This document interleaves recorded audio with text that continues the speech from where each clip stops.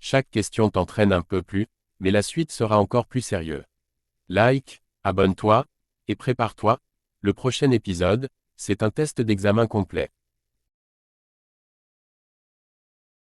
Pratiquer l'éco-conduite, je passe les vitesses au même régime moteur. Oui, réponse A. Non, réponse B.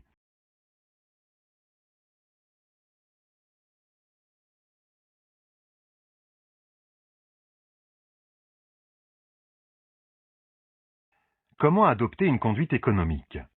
Le compte-tours indique la vitesse de rotation du moteur en tours minute.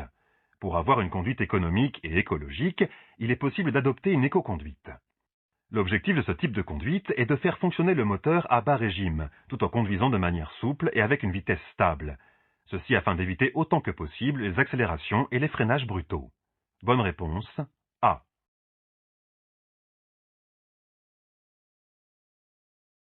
Adopter une conduite souple en anticipant me fait perdre du temps, réponse A, me permet d'économiser du carburant, réponse B, protège mes plaquettes et disques de frein, réponse C.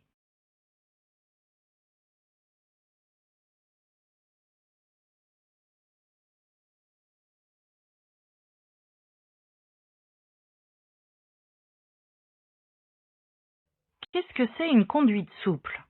C'est évaluer les risques pour adapter mon comportement et l'allure, ce qui m'évite de trop freiner ou de trop accélérer. Ainsi, j'économise du carburant et protège mes plaquettes et disques de frein d'une usure trop importante. Bonne réponse, B et C.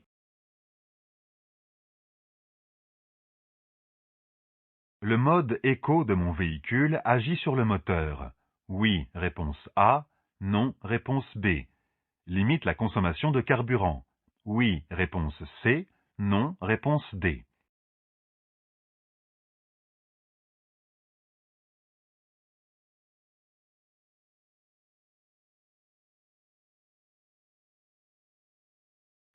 Qu'est-ce que le mode éco? Le mode éco est un mode de conduite qui permet de réduire la consommation de carburant et les émissions de CO2.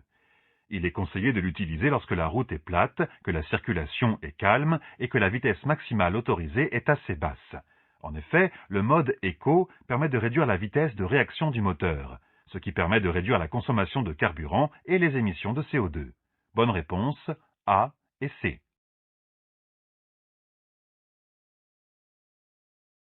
Anticiper et décélérer en avance permet de limiter la consommation de carburant pour un véhicule essence, réponse A, favoriser la recharge de la batterie pour un véhicule électrique, réponse B, diviser le temps de trajet par 2, réponse C.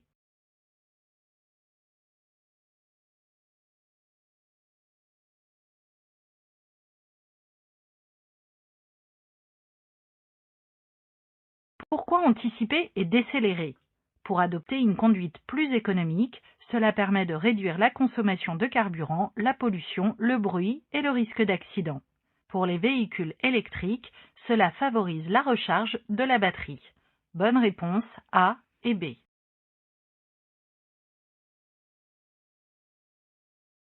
L'utilisation du stop and start me permet de mettre en veille le moteur lors d'un arrêt. Oui, réponse A.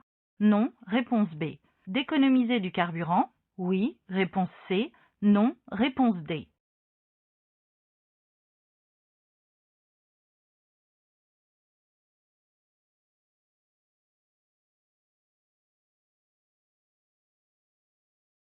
Le stop and start, qu'est-ce que c'est? C'est un équipement qui permet d'arrêter et de redémarrer le moteur du véhicule automatiquement. Il permet de réduire la pollution atmosphérique et sonore et permet de faire jusqu'à 15% d'économie de carburant en ville. Bonne réponse A et C. Dans un bouchon, lorsque l'arrêt dure plus de 20 secondes, je mets en pause le moteur. Oui, réponse A. Non, réponse B.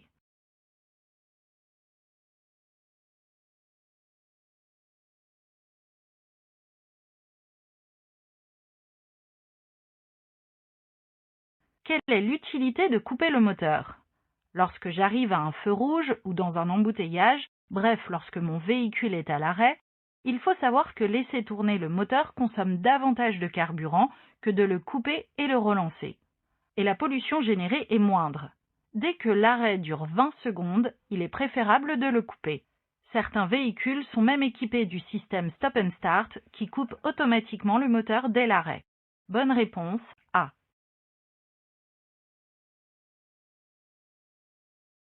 Un véhicule pollue et consomme plus pendant les 5 premiers kilomètres. Réponse A. Lorsque le moteur est chaud. Réponse B.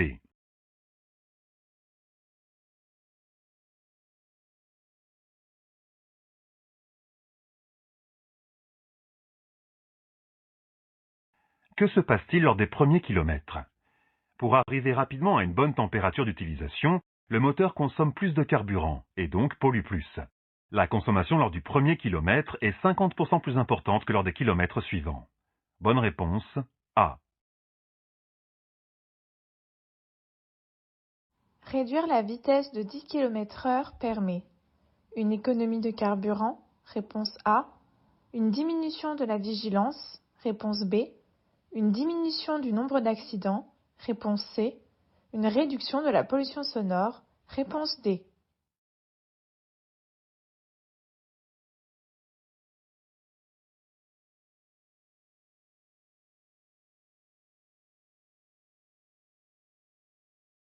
L'allure de mon véhicule a-t-elle un effet sur la qualité de l'air?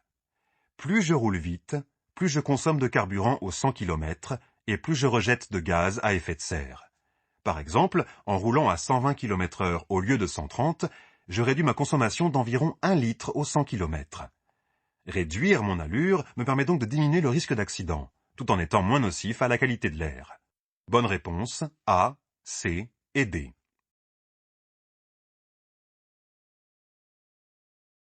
Pour pratiquer une conduite respectueuse de l'environnement, je réduis ma vitesse. Réponse A. J'anticipe les ralentissements. Réponse B. Je passe les vitesses le plus tard possible. Réponse C.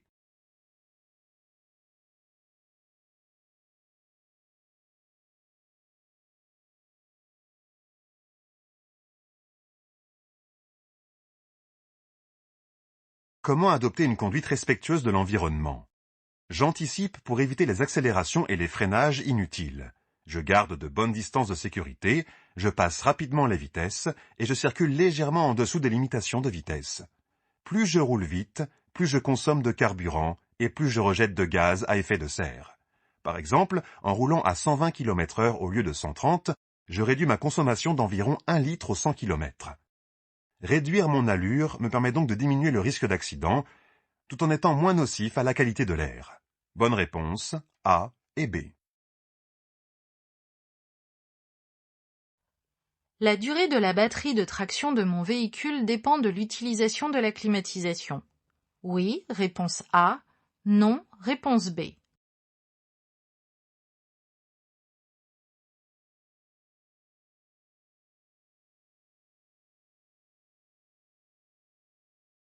La climatisation a-t-elle un impact sur la batterie de mon véhicule électrique?